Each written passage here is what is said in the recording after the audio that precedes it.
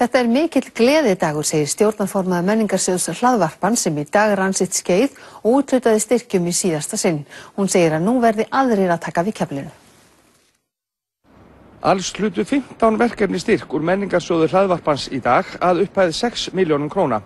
Þetta var í 8. og síðasta sinn sem styrkir eru veittir úr þessum sjóði, en alls hafa 150 verkefni fengið styrk, samtals að upphæð 80 milljónum króna. Stjórnarformaðurinn segir að sjóðurinn hafi gegnt gríðarlega mikilvægu hlutverki.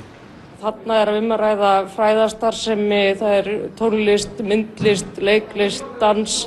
Það halda til haga sögu og menningu kvenna. Við höfum alltaf haft að leiðarljósi að þetta nýti sem flestum. Markmið sjóðsins hefur í gegnum tíðina verið að styrkja menningarstarfsemi kvenna. Drífa segir að nú verði aðrir að taka við keflinu af hlaðvarpanum því þörfin sé enn til staðar. Ég alveg handviss það og það umsóknir sem við fengið 100 umsóknir á hverju ári. Það er alltaf verið erfitt að velja, þetta er alltaf verið fyrirtaksumsóknir. Þeim hefur ekkert farið fækkandi með árunum, þannig að það er vissulega til staðar farvegur fyrir nýjan sjóð. Drífa segir að sjóðurinn hafi alltaf verið svokallaður sólarlagssjóður og því alltaf vitað að einn dag kæmi að leiðarlokum.